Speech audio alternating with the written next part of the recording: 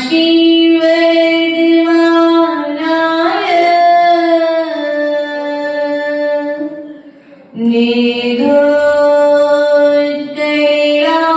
निधोत्कैलात्मने सालोकानां त्रिलोकानां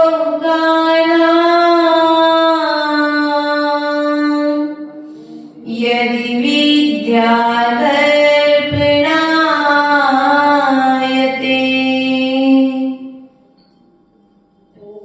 seal सहित नर भीमरिता है सील रहत मरिता धैर्य सहित नर भीमरिता है धैर्य रहत मरिता सील सहत हो धैर्य सहत हो वह समाधि वरि दो मेरा अंतिम मरण समाधि तेरे दर पर गो।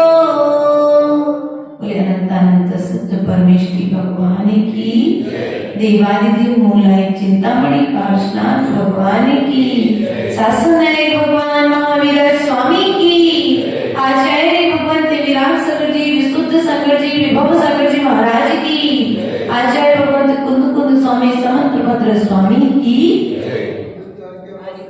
माता जी की जय। ये बंधु अपना पूर्व में विषय चल रहा था श्रावक के सद आवश्यक कर्तव्यों में भी अपन ने 5 कर्तव्यों पर चर्चा करनी है। पहला कर्तव्य देव पूजा, दूसरा कर्तव्य गुरु पास्ती, तीसरा कर्तव्य स्वाध्याय, चौथा कर्तव्य संयम, 5वां कर्तव्य तप और 6वां कर्तव्य यहाँ पर आ जाता है। कौन सा आता है? दान या त्याग। आप इसे जिस प्रकार से भी घटित करना चाहें ले सकते हैं। तो जो 6वां कर्तव्य है वह दान है। क्यों 6वें कर्तव्य को अंत में, दान को अंत में क्यों रखा है? इस विषय पर विचार करना अनिवार्य है शैलेंद्र भैया, क्योंकि जब तक अपन को ज्ञान नहीं होगा तब तक अज्ञान का नाश भी नहीं होगा। दीपक जलेगा नहीं तो अंधकार हटेगा नहीं। उसी प्रकार से जब तक ज्ञान का प्रकाश भीतर में होगा नहीं तब तक अज्ञान रूपी अंधकार का विनाश भीतर से होगा नहीं। तो यहाँ पर कहते हैं कि जब यह श्रावक देव पूजा करेगा, गुरुओं की उपासना करेगा, जिनवाणी का स्वाध्याय करेगा, निर्दोष संयम का पालन करेगा, शक्ति के अनुसार तप करेगा, तब जाकर के इसके जीवन में समृद्धि होगी। और जब समृद्धि होगी, धन घर में बढ़ेगा, तो फिर उसका दान भी बढ़ेगा कि नहीं बढ़ेगा? दान करने का भाव भी आएगा, क्योंकि जब वह संयम धारण करेगा तो संयमी के लिए दान देने का भाव भी, स्वाध्याय करेगा तो जिनवाणी में दान की महिमा को पढ़ करके दान करने का मन। अब दान किस चीज का करे? मात्र धन का दान करना ही दान है क्या? बोलो, दान 4 प्रकार, 4 संघ को दीजिए, धन बिजली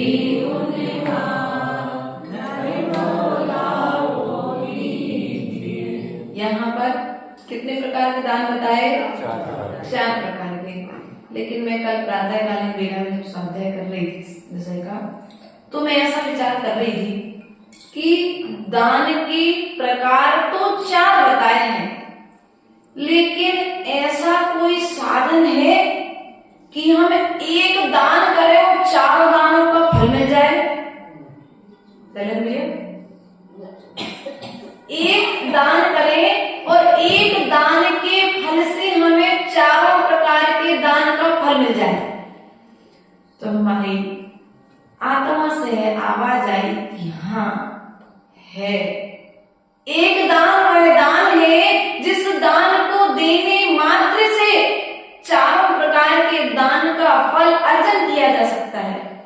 वह दान कौन सा है? तो वह दान है आहार दान। कौन सा दान है भैया? जो आप 4 महीने से लगातार दे रहे हैं वह दान है आहार दान। आहार दान, औसत दान, ज्ञान दान और आवास दान या अभय दान। अब आपने एक साधु के लिए आहार दान दे दिया तो पहला दान हो गया। साधु के लिए आपने आहार दान दे दिया तो अभय दान भी हो गया। आपने साधु के लिए आहार दान दे दिया तो साधु ने आहार लेकर के जो ज्ञान की आराधना की तो ज्ञान दान हुआ कि नहीं हुआ? बोलो तो। एक दान से चारों प्रकार के दान का फल मिल रहा है कि नहीं मिल रहा है? फिर यहीं पर दूसरे प्रकार से यदि घटित करें कि यदि आपने किसी शास्त्र को छपवा दिया, किसी ग्रंथ का प्रकाशन करा दिया, यदि आपने ज्ञान का उपकरण भी प्रकाशन कराया या ज्ञान का उपकरण भी भेंट कर दिया तो आपने चारों दान दे दिए। क्यों? शास्त्र एक तो पहला दान हो गया, उपकरण दान, ज्ञान दान। उसके पश्चात में ज्ञान के माध्यम से आपने जो भोजन का, आहार का दान तो नहीं दिया, लेकिन आत्मा के प्रदेशों को कर्मों से रहित करने की जो व्यवस्था बताई थी वह दान आपने, कर्मों से छुड़ाने की जो व्यवस्था ग्रंथों में बताई थी वह ज्ञान दान से आपने सीखी है तो आपने अभय दान भी तो, क्योंकि ग्रंथ पढ़ेगा तो दूसरे जीवों की हिंसा करेगा क्या? बोलो तो। थोड़ा सा बोल दिया करो, बहुत दिन हो गए मौज बैठे बैठे आप लोगों को। पंडित जी सही कह रहे, कहीं गलत हो जाए तो बता देना, क्योंकि भैया आप लोग अनुभवी हो, हम तो अभी सीख रहे हैं, घुटनों के बल चलना सीख रहे हैं और धीरे धीरे फिर खड़े हो जाएंगे तो फिर आप लोग के तकिया कलम की जरूरत नहीं पड़ेगी। इसलिए प्रिय बंधुओं, यहाँ पर क्या कहते हैं, यदि आपने ज्ञान दान दे दिया तो साधु के लिए औषधि दान भी दे दी, क्योंकि जब साधु ग्रंथ पढ़ेगा तो अभक्ष्य भोजन ग्रहण नहीं करेगा तो उसे औषधि की भी जरूरत नहीं पड़ेगी। हम मात्र पुद्गल के टुकड़ों के लिए औषधि मान रहे हैं, पुद्गल के टुकड़ों के लिए आहार मान रहे हैं, पुद्गल के टुकड़ों की रक्षा के लिए आवेदन मान रहे हैं। लेकिन आचार्य भगवान कहते हैं यदि आपने साधु के लिए ज्ञान का उपकरण शास्त्र भी यदि दान में दिया है तो आपने चारों प्रकार के दान दे दिए। ये मेरा ऐसा सोच है, मैंने ऐसा विचार किया है, क्योंकि एक दान परस्पर में एक दूसरे से कड़ी दर कड़ी, और ज्ञान दान को महान दान बताया है। क्या? दानों में ज्ञान दान को महान दान बताया है। अभय दान एक भाव के लिए, आवास दान एक भाव के लिए, उपकरण दान एक भाव के लिए, औषधि दान एक भाव के लिए, आहार दान एक भाव के लिए, लेकिन ज्ञान दान ऐसा दान है जो भाव भाव में साथ में जाए करता है, जो इस भाव को भी संभाल देता है और अगले भाव को भी संभाल देता है। इसलिए कभी भी किसी साधक के लिए तुम्हें ज्ञान दान देने का अवसर मिल जाए तो पीछे, बोलो तो, पीछे नहीं हटना। हमेशा यह विचार करना कि आज मैंने इसे ज्ञान दान दिया है, यही ज्ञान दान हो गया उपकरण शास्त्र मुझे कल केवल ज्ञान का कारण, बोलो तो, बनेगा कि नहीं बनेगा? बनेगा। इस भावना से दान करना। अब यहाँ पर आचार्य परमिष्टियों ने आहार दान के लिए तो ले लिया, आहार दान के बाद औषधि दान को पृथक रखा है, लेकिन ज्ञान दान और उपकरण दान, तो अब साधु के उपकरण बताए हैं, पिछी कमंडल और शास्त्र। तो उपकरण दान में अब मोबाइल और लैपटॉप देना कोई उपकरण दान, बोलो तो, मोबाइल और लैपटॉप देना उपकरण दान, बैलेंस चलाना कोई उपकरण दान, जो साधना से भटका दे ऐसे साधन साधनों को देना उपकरण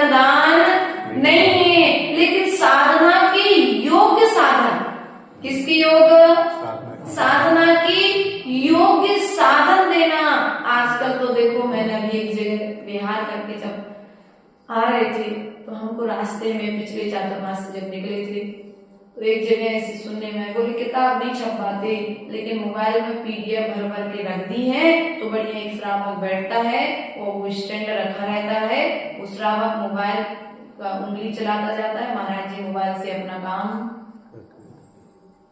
ऐसा नहीं होना चाहिए। गुरुदेव सदा मना करते थे। कोई मजबूरी है, कोई विषय थोड़ी देर देखना है, वो बात अलग है, लेकिन जिनवाणी छोड़ करके जिनवाणी का प्रकाशन करो ना। आज लोग नहीं पढ़ेंगे, आज महात्मा गांधी के ने, अमिताभ बच्चन ने या बहुत सारे लोगों ने, कुंद कुंद स्वामी ने अपन तो अपने ग्रंथों से लें, पूर्वाचार्य ने जब ग्रंथ लिखे तो ये पढ़ के नहीं लिखे थे कि पवन जी जब होंगे तो जन्म लेने का के समय सार पढ़ेंगे। उनने तो अपनी बात अपने मंगल विचार लिख करके प्रकाशन करा दिए थे, ताड़ पत्र लिख करके छोड़ दिए थे, श्रावकों ने उसकी कदर की। तो आज हमारे बीच में 2000 साल भी समय था, ग्रंथराज जीवंत है ना। इसलिए आचार्य ने कहा है कि ग्रंथ छपाना चाहिए। क्या करना चाहिए? मोबाइल एक टेम्परेरी व्यवस्था है जहाँ तुम ग्रंथ नहीं ले जा सकते, जब तुम ग्रंथ ट्रेन आदि में हो नहीं छू सकते, लेकिन साधुओं के लिए तो मोबाइल से पढ़ने की छूट तो नहीं है, और ना ही हमें पढ़ाने में। भैया आप महाराज कहो कितने ग्रंथ चाहिए, उतने ग्रंथ आपके पास लाके रख देंगे, लेकिन हम आपके लिए मोबाइल की आदत ये सब तरह से उपयोगी है, लेकिन मोबाइल को अपना उपकरण नहीं बनाना चाहिए, ऐसा गुरु ने बताया था। तो उपकरण दान में शास्त्र दान, पिछी कमंडल दान उपकरण दान में है। आनिका माता जी के लिए वस्त्र दान उपकरण दान की अपेक्षा से उनकी आवश्यकता है, ऐसी अरहंत भगवान की आज्ञा है। सो वस्त्र दान उनके लिए हो गया। आप वो लिखते हैं, डायरी देना, पेन देना, ये उपकरण दान के अंतर्गत आ गया। अब जैसे मान के चलो प्रतियोगिता आदि चल रही है, तो आपने ले जाकर कुछ गिफ्ट के साधन रख दिए साधु के पास में, तो वो साधु के लिए उपकरण के अंतर्गत नहीं आएंगे, वो एक तात्कालिक प्रोत्साहन की व्यवस्था आपने बनाई है। जो जैसे तुमने हमारे पास लाके पेन रख दिए, पवन जी पेन रख दिए, डायरी रख दिया, बच्चों को छोटे छोटे कुछ बच्चे जिस प्रकार से पसंद करते थे उन चीजों को आपने रख दिया, तो वो उपकरण दान नहीं है, लेकिन प्रोत्साहन दान तो कहीं ना कहीं रूप में धर्म को वृद्धिगत, वो बच्चा उस पेन के लोभ में आकर के कम से कम 4 लाइनें उस बच्चे ने तत्वार्थ सूत्र के विधान में 3 अध्याय कंठस्थ कर लिए, और तुम लोग 3 भाव में नहीं कर पाओगे। क्यों भैया मीरचंद जी, पंडित जी, अब आपसे कह दिया जाए कि पहला अध्याय आप कर लो, तो कर पाओगे क्या? अभी महाराज माता जी अब तुम्हारी उम्र हो गई, अब नहीं कर पाए। महेंद्र जी सही कहा कि गलत कह दिया तो बता देना। छोटे छोटे बच्चों ने यदि प्रोत्साहन करने में यदि तुमने कोई साधन दिया है तो साधु के लिए ही दिया है, तुमने अपने समाज के बच्चों के प्रोत्साहन के लिए वो वस्तु रखी है ना, उसमें भी कहीं ना कहीं धर्म तो होगा ही होगा। अब यहाँ पर आहार दान, आचार्य गुरुदेव कहते थे आहार ही औषधि है। क्या है? आहार ही औषधि है। यदि आहार को विवेक पूर्वक दिया जाए तो कभी किसी साधु को औषधि लेने की आवश्यकता नहीं पड़ेगी। जब आहार में विवेक का लोप होता है तब जाकर के शरीर में बीमारी उत्पन्न। अब कहा जाए कि भैया हम तो आहार भी बहुत अच्छे से दे रहे थे और कोई किसी प्रकार का कोई प्रमाद भी नहीं कर रहे थे, लेकिन फिर भी बीमारी आ गई, तो बीमारी इसके लिए ऐसा कहेंगे भैया पूर्व जन्म का कोई बांधा हुआ कर्म था, असाता वेदनी कर्म का उदय था, इसलिए वो बीमारी उदय में आई है। अब जब उदय में आई है तो पुण्य करेंगे तो पाप भी साता में बदल करके असाता चली जाएगी। अब एक श्रावक ने प्रश्न किया था, माता जी कैंसर आदि बीमारियां तो श्रावकों में होना चाहिए, जो गुटखा खाते उनको होना चाहिए, जो ड्रिंक करते उनको होना चाहिए, जो नाना तरह के उपक्रम करते गलत आदतों को जो धारण की उनको होना चाहिए, लेकिन आजकल तो साधुओं में भी देखने में आती है कैंसर आदि की बीमारियां। तो ध्यान रखना, तुमने पाप किया था सो तुम्हारा पाप वर्तमान में दिख रहा है, और साधु ने इस जन्म में कुछ नहीं किया लेकिन पूर्व जन्म में कोई पाप कर्म को उदय करके आया था, तो उस पाप का फल वर्तमान में उदय में आया है, उसका भी साधु समता पूर्वक स्वागत करके उसे विदा बोलो तो घर में रिश्तेदार आते हैं तो ये 2 दिन को तो आए ही है, अच्छे से स्वागत सम्मान करो फिर वापस चला जाएगा। ऐसे साधु भी विचार करता है ये जो बीमारी आई है इसी भाव में तो हमारे साथ रहेगी, ज्यादा से ज्यादा क्या ले जाएगी, जीवन ले जाएगी। ये मनुष्य भाव को शांत करेगी ना, लेकिन हम ऐसा काम करेंगे इस मनुष्य भाव में रह करके कि बीमारी हमारे इस मनुष्य पर्याय को तो ले जाएगी, लेकिन हमारे इस आचरण को लेकर के अर्थात जाने के बाद में साधु को जयवंत करके चली जाती है। साधु समता पूर्वक साधना करता है। आपको जब यदि कैंसर हो जाए, कोई भगंदर आदि की बीमारियां हो जाए, आपको कोई फोड़ा फुंसी हो जाए तो आप कैसे चिल्लाते हो, चीखते हो, 2-2, 3-3 दिन तक बिस्तर से उठते। लेकिन साधु सामाजिक भी करता है, स्वाध्याय भी करता है, प्रवचन भी करता है, विहार भी करता है, केस लॉन्च भी करता है कि नहीं करता है, इतना सब कुछ, और उसके बाद में उस पीड़ा को भी सहन करता है। अपनी साधना को छोड़ता तो नहीं है ना। बस हमें भी इसी तरह से ध्यान रखना चाहिए कि आहार दान, अगर आपको आहार दान यदि आप व्यवस्थित तरीके से करेंगे तो आपको औषधि दान की आवश्यकता नहीं पड़ेगी, और यदि औषधि दान की आवश्यकता पड़ी है तो इतना पुण्य, इतने मंगल भावों के साथ में आप औषधि दान करें कि आपके हाथ की औषधि को ग्रहण करके साधु स्वस्थ हो जाए। उसके पश्चात में आता है आवास दान। क्या? आवास दान और अभय दान को एक कैटेगरी में रखा गया है। तो आवास आपने साधु को दे दिया, आपका घर खाली पड़ा था, डॉक्टर साहब चातुर्मास होना था, सो आपने कहा एक काम करो, कहीं नहीं अभी सत्यनिवास नहीं बना है, आप एक काम करना हमारे घर पे ऊपर में, हमारा घर भी नया है, बना है, कोई आया नहीं है, तो यहाँ पर रोक लेना, 4 महीने बाद हम शिफ्ट हो जाएंगे। अब आपने जो साधु को रुकने के लिए आवास दिया है ना, अब इसका फल तुमको कब मिलेगा? आज के आज मिलेगा? अभी मिलने वाला नहीं है।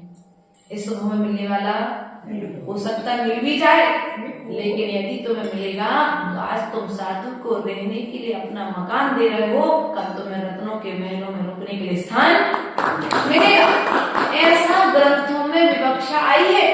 इसलिए कभी भी किसी त्यागी वृत्ति के लिए, कभी कोई साधु के लिए रुकने के लिए आवासदार की जरूरत पड़ जाए, देखो श्रेयस भैया ने दिया 4 महीने के लिए, भले भी कह रहे हमारा नहीं है मकान, लेकिन ठीक है तुम्हारा है या नहीं है, तुम ठीक है, बच्चे का है, किसी का भी है, लेकिन देने का भाव हर किसी के अंदर में, जेब तो सबकी भरी होती है, लेकिन हर किसी के जेब से दान नहीं निकलता है। उसी प्रकार से वस्तु तो सबके पास है, लेकिन वस्तु को सदुपयोग में लगाने की बुद्धि हर किसी के पास नहीं है। मनीष भैया अन्यथा कहें तो बता देना, बुद्धि विवेक हर किसी के पास नहीं है। इसलिए वस्तु का सदुपयोग करना हमको सीखना पड़ेगा, क्योंकि वस्तु का सदुपयोग ही कर्म का बंध कराता है, और वस्तु का दुरुपयोग ही हमें कर्म से छुड़ाता है। अर्थात आहार दान के लिए आप बताते हैं कि किसको आहार दान देना चाहिए, तो कहते हैं मुनि, आरिका, श्रावक और श्राविका को यथा योग्य। ऐसा नहीं कि तुम्हारी गुंजाइश तो थी नहीं और तुमने चौका लगा लिया, काहे के लगा दिखावे पिलाने। अब दिखाने के लिए चौका लगाया तो दिखावे का चौका तो तुम्हारे बर्बादी का कारण। अगर तुम्हारी गुंजाइश नहीं थी तो भैया तुम दाल रोटी सब्जी अपने घर पर खाते थे, नहीं बनाते उस दिन फल, नहीं बनाते तुम जूस, नहीं बनाते पूरी, साधु तो तुमसे कहता नहीं, लेकिन तुमने क्या किया, नाना तरह के व्यंजन। एक तो व्यक्ति अपनी खुशी के लिए भी करता है और कुछ लोग दिखावे के लिए करते हैं कि हमारे घर में साधु आया है, हम उसको श्रेष्ठ से श्रेष्ठ वस्तु में खिलाएं। ध्यान रखना, वो घी में तली हुई पूरी श्रेष्ठ नहीं है, भक्ति रस में भीगी हुई रोटी श्रेष्ठ है। तुम नमक रोटी भी यदि साधु को खिलाओगे और भक्ति पूर्वक खिलाओगे तो साधु अच्छे से भोजन करके जाएगा, और वो भोजन साधु से साधना कराएगा। और आपने जो दिखावा कराया है ना, वो दिखावा भी साधु को दिखावे की साधना सिखाएगा। इसलिए तुम्हारी भावनाओं का प्रतिफल आज कई जगह ऐसा देखने में आ जाता है। देखो हम गए थे तब तो महाराज जी मतलब बातें कर रहे थे, और जैसे हम जाके बैठे तुम्हारा सामान करे बैठ गए। मतलब लोग ऐसा कहते हैं, यहाँ दीदी लोग कभी भी तो भैया अब तुम दिखावे के लिए तुम चौका बना रहे हो, तो साधु के भावों में परिवर्तन तो कहाँ से आया परिवर्तन? तो राजू की माता, परिवर्तन कहाँ से आया? हमारे परिणामों से तो परिवर्तन होता है ना। जब तुम्हारी संवेदनाएं यहाँ बैठे बैठे तुम अपनी भावनाएं करते हो, तो विदेश में बैठे बच्चे के पास तुम्हारा भावनाओं का संप्रेषण होता है। फिर तुम जिन भावनाओं के साथ में भोजन बना रहे हो, उन भावनाओं का संप्रेषण साधु के भीतर में होगा कि नहीं होगा? होगा ना। इसलिए जब भी आहार दान करो तब निर्दोष भावों से करो कि मैं कोई दिखावे के लिए, कोई बढ़ावे के लिए, कोई नाम के लिए चौका नहीं लगा रहा हूँ। मात्र साधु के निर्दोष साधना हो जाए, उनका निर्दोष संयम का पालन हो जाए, कभी उनकी चर्या में किसी भी तरह का दोष ना आए। समय पर साधु जन सामय करे, समय पर स्वाध्याय करे। इन भावनाओं के साथ में तुम सब साधु को आहार दान करोगे तो वह आहार दान भीतर में जाकर के औषधि का काम कराएगा, और वह आहार दान साधु से जाकर के कहेगा कि भैया तुम साधना के लिए आहार लेकर के आए हो, तुम साधना करो, तुम सामय के समय बाद। लेकिन चौका तो लगाया था किसके लिए? माता जी ने आ जाए बड़ी हमारे भोजन की तारीफ कर जाए। माता जी कैसे बनो, एक बार टेस्ट तो कर लो तुम। अरे भैया टेस्ट के लिए नहीं बनाया था, साधना के लिए तुम्हें आहार दान लेने के लिए आया था, उधर की पूर्ति करनी थी, गड्ढा भरना था, है वो साधना के लिए भोजन करना था, ना कि स्वाद के लिए भोजन करना था। लेकिन तुमने क्या किया? सो ऐसा भी नहीं करना, स्वाद के लिए करना था तो बिना नमक का भोजन रख दो, वो भी नहीं होगा। ऐसा भी नहीं करना, क्योंकि कई साधु आजकल वर्तमान में ऐसा दिखने लग गया है कि मान के चलो त्याग नहीं, और श्रावक ने कहा स्वाद के लिए तो करते ही नहीं, तो उबाल के रख दी सब्जियां। बेचारा साधु पहुंचा, उसने भोजन किया, कर तो है प्रसन्नता पूर्वक, लेकिन अब शरीर यहाँ पर जवाब।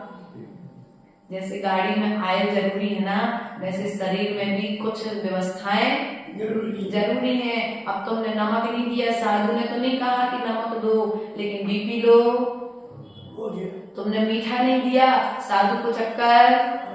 अब तुमने वैसे ही और तो और एक बार तो और सामने आचार्य गुरुदेव सदा विरोध करते थे। हम लोग जब कोई डॉक्टर आता था और डॉक्टर कहेगा परहेज करो, तो आचार्य गुरुदेव सदा अनुभव की बात बता रहे हैं आपको, और आप लोग से भी कभी कोई कहे तो आप लोग करना नहीं, मतलब साधु की बात मानना, पहले अपने विवेक से करना।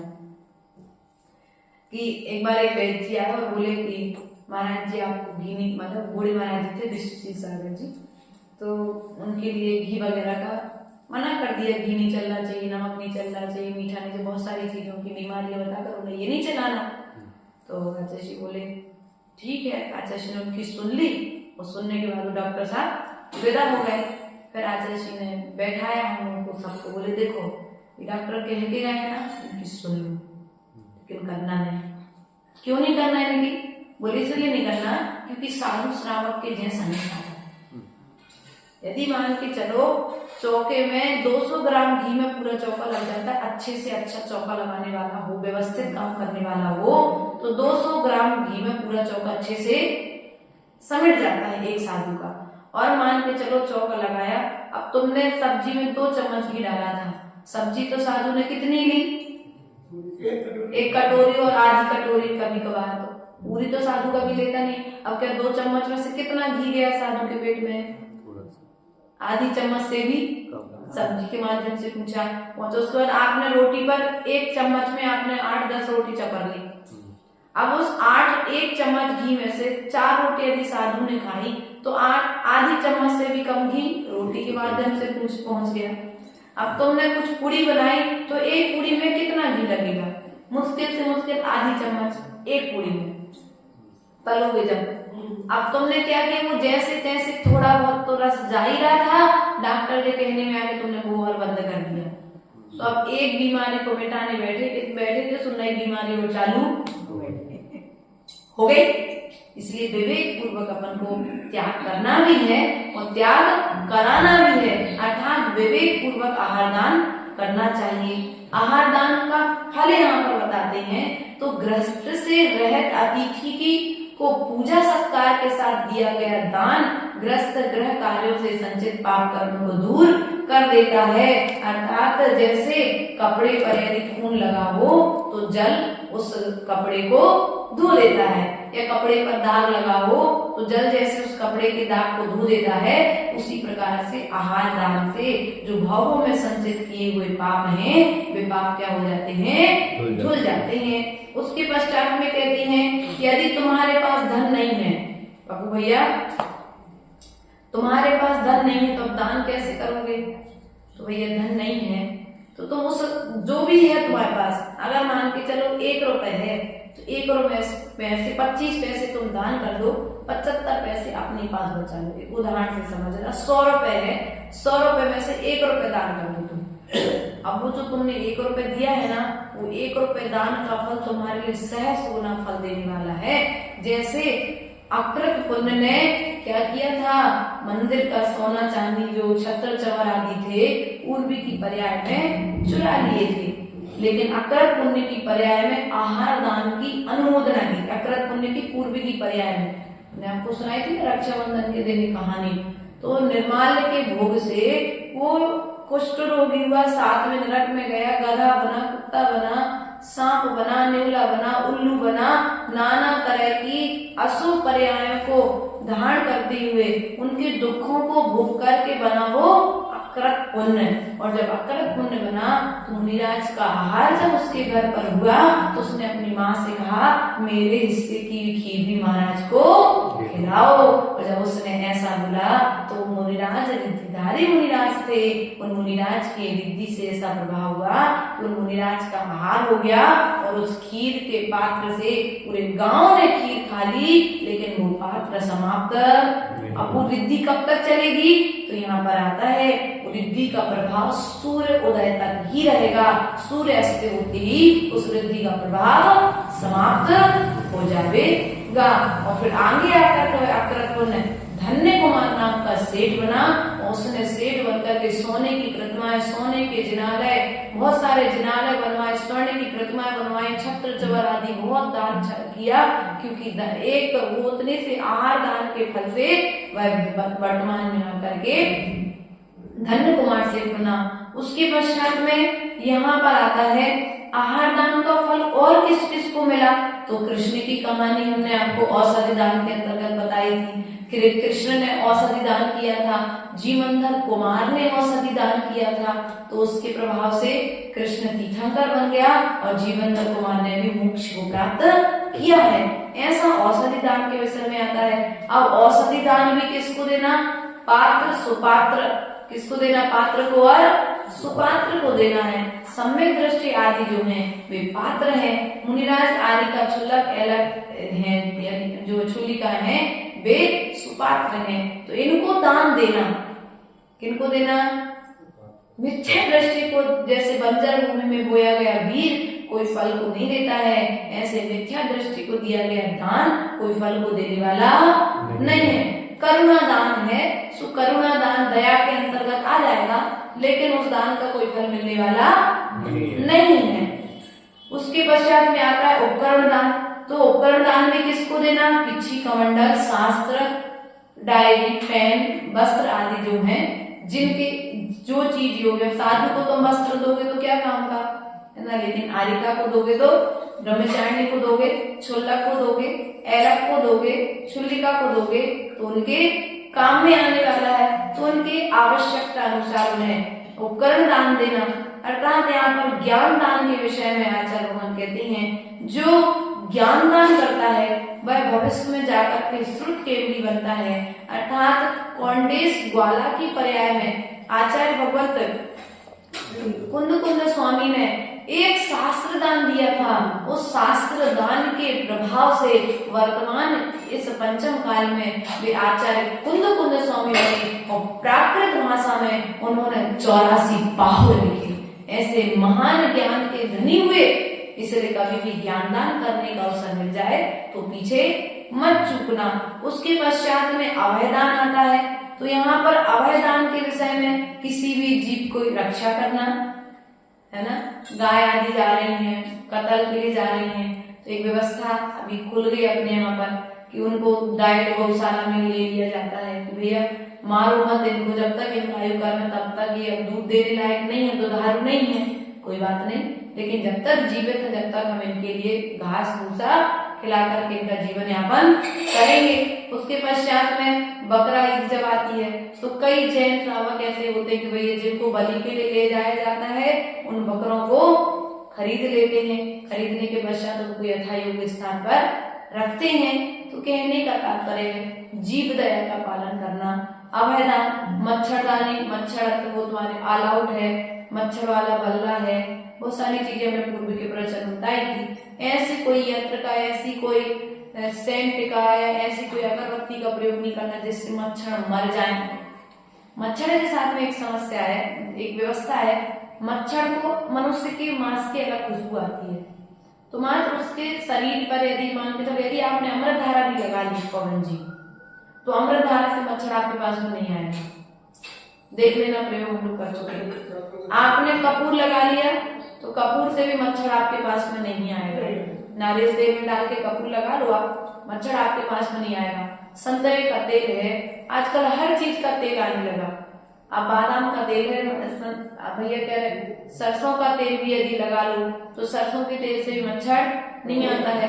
आजकल तो एक व्यवस्था और आ गई, कपूर की डंडी को एक यंत्र आने लगा, उसको बिजली में लगाओ, कपूर रख दो, अजवाइन रख दो, तो उससे मच्छर, धुएं से मच्छर भग जाते हैं। पहले के लोग गांव में रहते थे, मच्छर होते थे तो वे नीम की पत्ती का धुआं कर देते थे, तो ऑल आउट आदि की जरूरत नहीं पड़ती थी। वो क्या विषैली गैस, उसमें जैव जो धातु भरी गई है, जो पदार्थ है वो विषैला यदि आपके आंख में लग जाए तो आपकी स्किन पर यदि डायरेक्ट लग जाए तो आपकी स्किन को छेदन वेदन कर देता है। और यदि आप उस ऑल आउट के साथ में सो जाओ तो देखना आपके शरीर में वैसी दिमाग पर वैसी बेहोशी सी रहेगी, एकदम क्लियर, होश बहुत जल्दी नहीं आता है। तो ऐसे यंत्रों का प्रयोग नहीं करना चाहिए हमारे लिए। उसके पश्चात अभयदान में जैसे मृगसेन धीवर ने एक मछली को 5 बार छोड़ा था तालाब में, एक मुनिराज से नियम लिया था मृगसेन धीवर ने, कहानी आती है अपने ग्रंथों में। तो एक मुनिराज के दर्शन करने के लिए गया, मुनिराज ने कहा एक काम करो, तुम मछली पकड़ना छोड़ तो नहीं सकते, लेकिन एक नियम ले लो कि पहली मछली तुम्हारे जाल में आएगी उसको तुम पकड़ोगे, मतलब उसको छोड़ दोगे, वापस पकड़ोगे नहीं, उसको मारोगे नहीं। तो उसने कहा ठीक है, उसने नियम ले लिया। अब जब जाल बिछाया तालाब में या नदी में तो वो एक मछली 5 बार उसके जाल में फंसी, और जब 5 बार फंसी क्योंकि उसने उसमें कुछ व्यवस्था ऐसी बना दी थी कि पहचान में आ जाए, धागा बांध दिया था, और 5 बार वही मछली उसके तार में आई और उसने उस मछली को छोड़ दिया। अब वो 5 बार जब छोड़ दिया तो हार गए, बोले अब नहीं पकड़ता आज मछलियों पर, अपने घर चला गया। तो ऐसा ही पूर्व जन्म में आया कि उसके अगले गांव में 5 बार उसे भी जीवन दान मिला था। ऐसी कहानी और आगे आती, बहुत बड़ी कहानी मृगसेन की, सुनाएंगे समय रहते।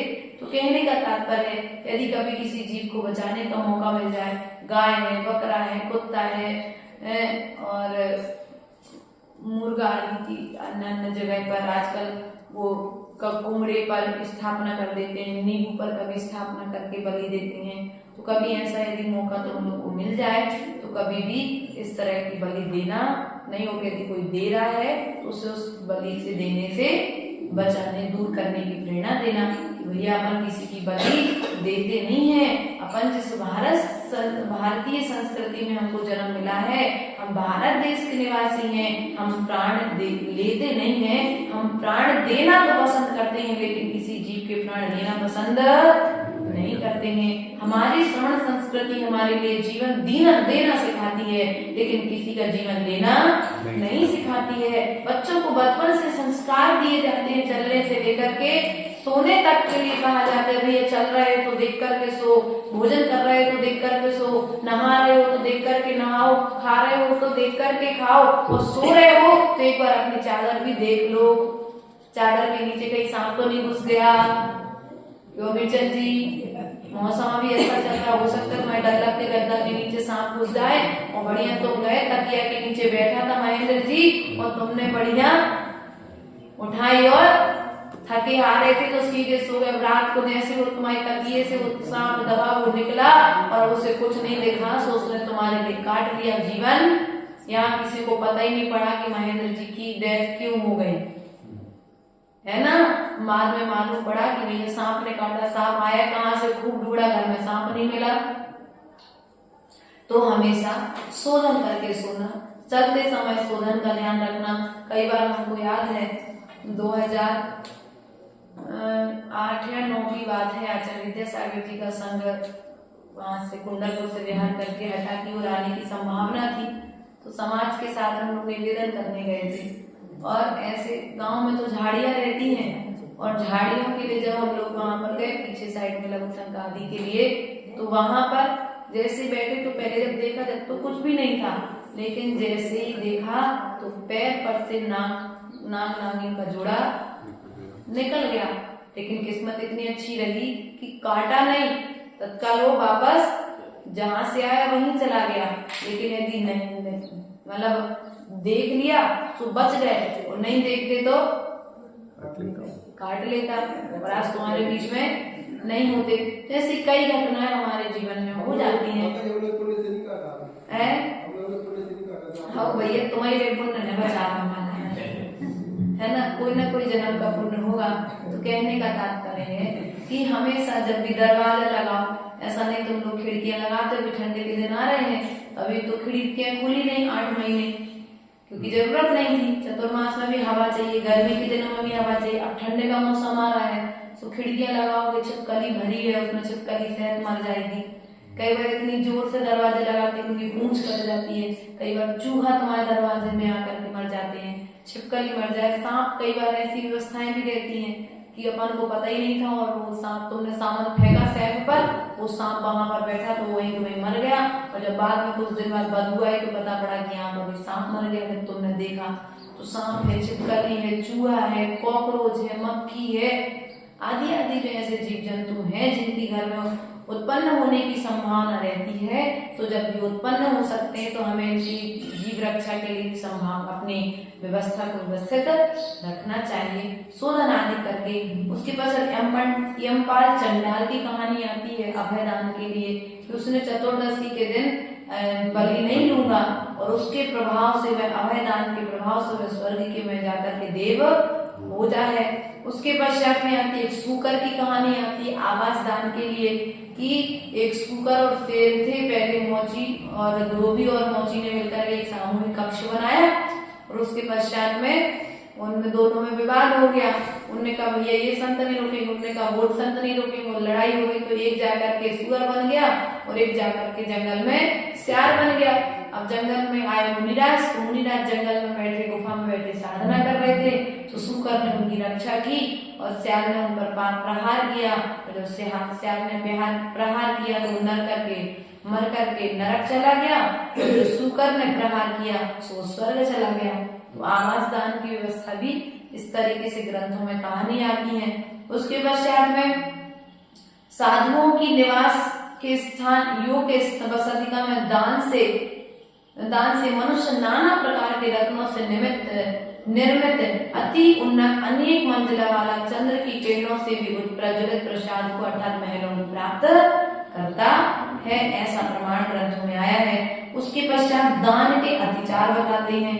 अब तो मैं से कहा था भैया औषधि दान देना है, तो ये हमारे साथ मायाचार्य की थी बीच में साहब कौन है, यहाँ पर नहीं पूर्व में, यहाँ तो कोई औषधि ऐसे ली नहीं हमने, लेकिन स्वास्थ्य हमारा बीच में खराब हो गया। जब स्वास्थ्य खराब हो गया तो हमारे लिए उन्होंने क्या किया, आहार के साथ क्या माता जी आयुर्वेदिक दवाई है, बट बोले डॉक्टर पर तो विश्वास, हम यहाँ भी डॉक्टर पर विश्वास है। लेकिन जैसे वो पुड़िया खोली तो पुड़िया खोल के उसमें एलोपैथिक दवाई की स्मेल आ रही थी। तो मैंने कहा नहीं हो नहीं सकता ये।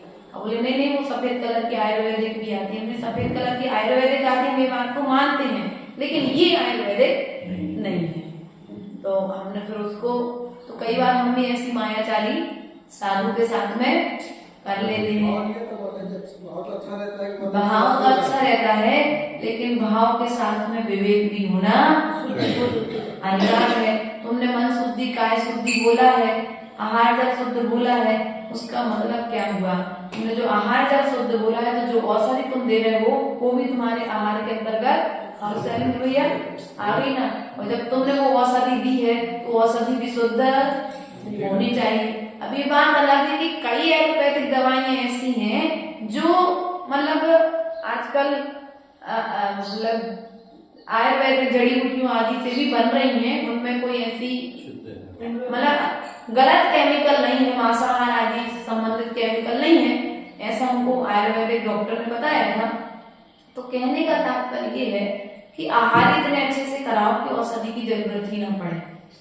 और यदि आहार नहीं करा पा रहे हो, किसी कोई बीमारी के अंतर्गत साधु को औषधि की जरूरत पड़ रही है, तो अपना पुराने जो कल्याणकारकम आदि ग्रंथ हैं, घरेलू जो नुस्खे थे, उनका प्रयोग करके साधु को स्वस्थ बनाने का पुरुषार्थ करें, ना कि एलोपैथिक दवाई खिलाकर के उसके संयम से में भ्रष्ट करें।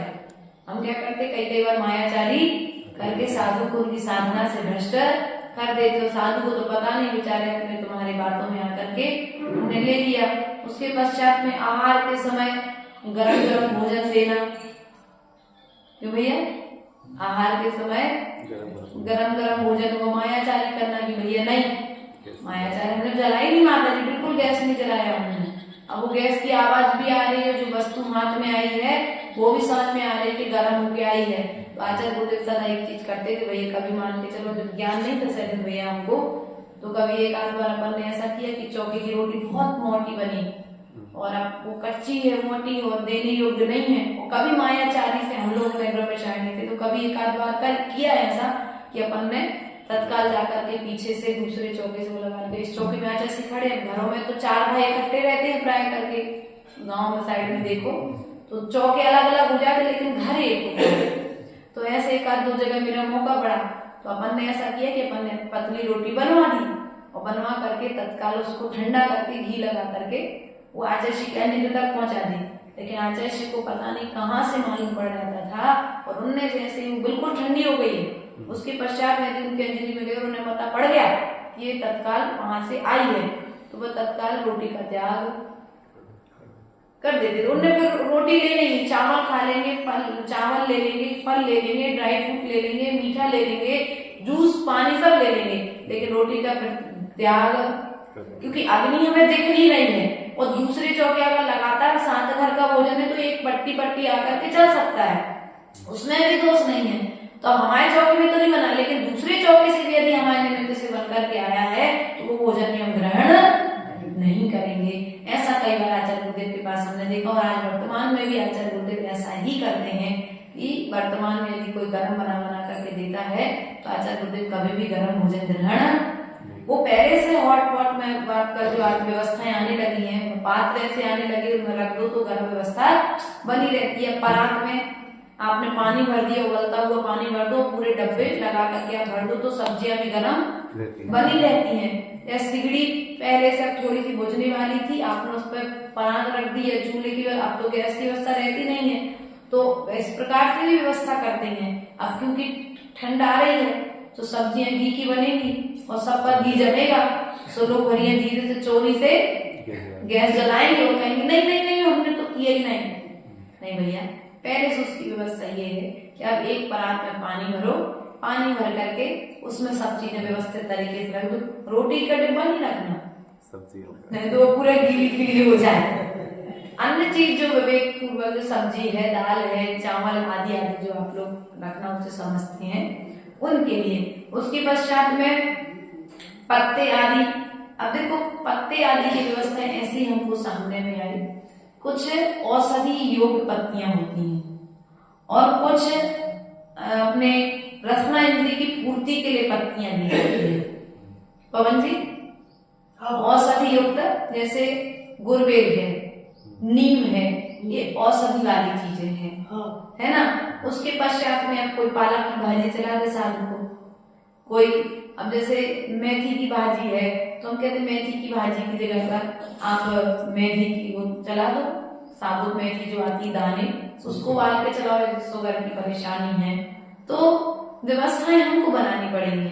लेकिन हम क्या करते हैं, अरे अभी हमको यहाँ पर आए जब तो हम बोले माता जी, बे माता जी तो लेती हैं, ऊसंग की माता जी तो लेती हैं, आप पत्तियां नहीं लेती। हमने कहा भैया हमारा पत्तियों का पूर्ण रूप से त्याग नहीं है, लेकिन हम रोज भी नहीं लेते हैं, हमारा कोई स्वास्थ्य खराब है, कोई औषधि रूप में हमको कोई पत्ती का जैसे गुरबेल आदि की व्यवस्था आती है ना, लेना है, तो हम उस समय की अपने गुप्त रूप में व्यवस्थाएं बन जाती हैं, लेकिन इसे राजमार्ग रूप में हमने इसे बना करके नहीं रखा है। नहीं तो तुम एक को चला रहे, गीली गीली चला रहे, कड़ी पत्ता है, कड़ी पत्ता भूख को बढ़ाता है, जैसे अब सुखा करके देने लगे पत्तियां, धनिया पत्ती सुखा ली, पुदीना सुखा लिया, कड़ी पत्ता सुखा लिया, तो मैंने बहुत सारी पत्तियां सुखा लो, मेथी भाजी सुखा रहे, चना भाजी सुखा रहे।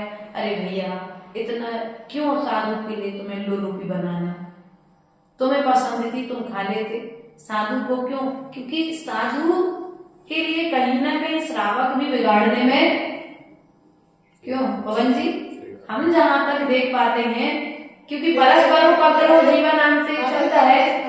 हाँ बता रहे प्रश्न को, सुनो हाँ सुनो, तो इसके लिए क्या हो जाता है, कई बार कहीं ना कहीं श्रावक भी, क्योंकि हमारे पास कई श्रावक आते हैं और हमें लॉलीपॉप दिखाते हैं और हम उनकी लॉलीपॉप कहते हैं भैया तुम अपने बच्चों को खिला देना, हमें तुम्हारी लॉलीपॉप की जरूरत नहीं है, हमें स्वस्थ होना होगा तो हम अपनी साधना से स्वस्थ हो जाएंगे, लेकिन आवश्यक वस्तु का सेवन करके हम स्वस्थ होना भी, अगर हमारे जीवन में संयम की कुछ ही श्वासें यदि शेष हैं तो हम संयम के साथ मरेंगे ना, हम संयम की विराधना करके मरना भी पसंद नहीं करेंगे। इसलिए तुम लोगों से भी हमारा कहना है कि आप जब आगम पढ़ोगे तो आगम के अनुरूप चर्या कराओगे, और आगम को पढ़ोगे नहीं तो आगम के अनुरूप चर्या भी नहीं करा पाओगे। इसलिए आहार विज्ञान का होना बहुत जरूरी है प्रत्येक श्रावक के लिए। उसके पश्चात में स्वयं न देकर दूसरों से दिलवाना या दूसरे की वस्तु का दान देना। आहार दान में तो व्यवस्था आई है पवन जी, जब भी आहार दान देने आओ तो अपने हाथ में कछु न कछु तो लेकर के आना चाहिए। खाली हाथ साधु ले या नहीं ले वो साधु की व्यवस्था है, नहीं तो पवन जी बढ़िया लेकर के आ जाए, रबड़ी बना के लाए घर से और अब कहे माता जी तुम्हें तो लेनी पड़े। अरे भैया चौके में भी रबड़ी बनी थी तो चौके में भी ले ली हमने, अब तुम ही लेकर के आ गए और डबल डबल रबड़ी ले ली, चल ले तो इतनी दूर से लेकर के आए हैं पवन जी, सो ले लो। अब राग में आकर के हमने ले तो ली, लेकिन अब सामयिक में मन, क्योंकि रबड़ी को पचाने में पूरी ताकत, रबड़ी को पचाने में पूरी ताकत लग जाएगी। अब सामयिक में या तो नींद आएगी या झपकी आएगी या आलस आएगा और फिर 1-2 घंटे का रेस्ट साधक को करना पड़ेगा। नहीं, भोजन ऐसा कराओ कि भोजन साधु को स्फूर्ति प्रदान करे, साधु को रेस्ट न लेना पड़े, साधु का स्वाध्याय करने का मन हो जाए।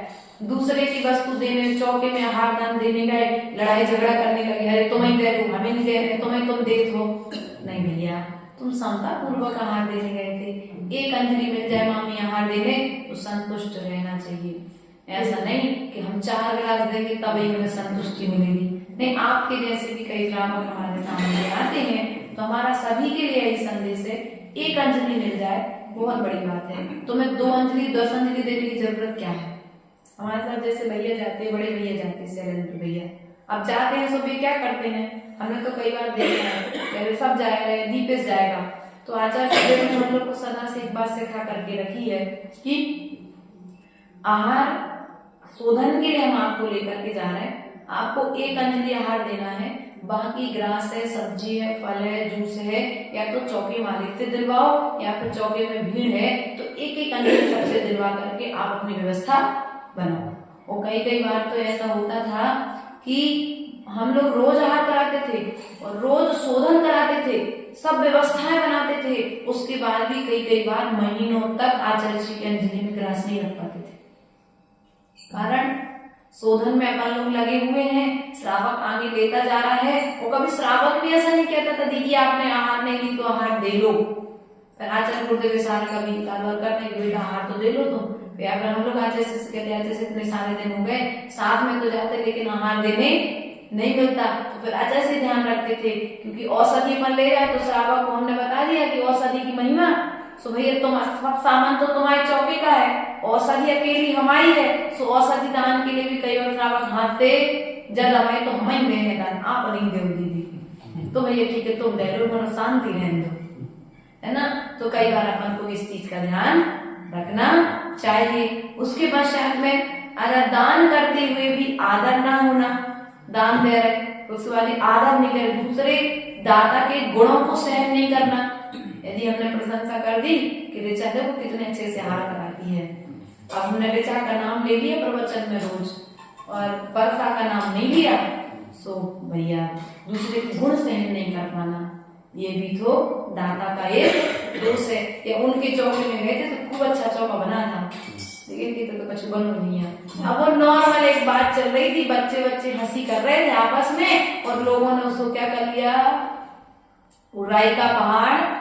कई बार यहाँ नहीं, मतलब अन्य जगह पे हम लोग सब सर्वत्र रहते हैं सैले भैया डॉक्टर साहब, तो ये व्यवस्था देखने और सुनने में आ जाती है। कुछ बातें ऐसी होती हैं जिनको हंसी में छोड़ने में फायदा होता है, लेकिन उसको राई का यदि पहाड़ बनाओगे तो तुम्हारी व्यवस्था भी बिगड़ जाएगी और साधु की व्यवस्था भी बिगड़ जाएगी। तो कभी कभार किसी की प्रशंसा सुन करके अपने आप को हीन नहीं मानना, क्योंकि सामने वाले की प्रशंसा की है इसका मतलब ये नहीं कि तुम्हारी निंदा कर दिया प्लीज, तुम्हारी निंदा नहीं की, लेकिन सामने वाले का प्रोत्साहन बढ़ाने के लिए तत्काल उसके गुणों की प्रशंसा। तो अब जैसे अंकुर की मम्मी है, ये अमीर चंद जी की बाई है, अब इनके नाम नहीं पता, लेकिन रोज बैठती पहचान देंगे, अब हम इनका नाम नहीं ले तो इनसे हमारी कोई बुराई थोड़ी ना है, इनसे हमारी कोई बुराई है क्या, बोलो नहीं है। लेकिन फिर भी यदि वर्षा का नाम ले लिया तो एक न एक आधार तो, अरे माता जी तुम नहीं को जानती हैं और उन्हीं के नाम लेती हैं और उन्हीं को आशीर्वाद देती है।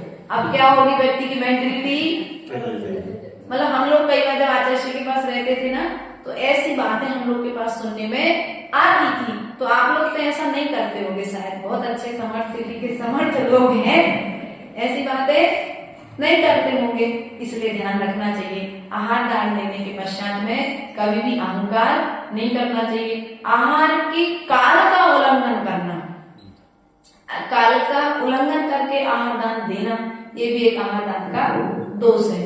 अब इसके पश्चात यहाँ पर बात आती है आहार दान का समय क्या है ना।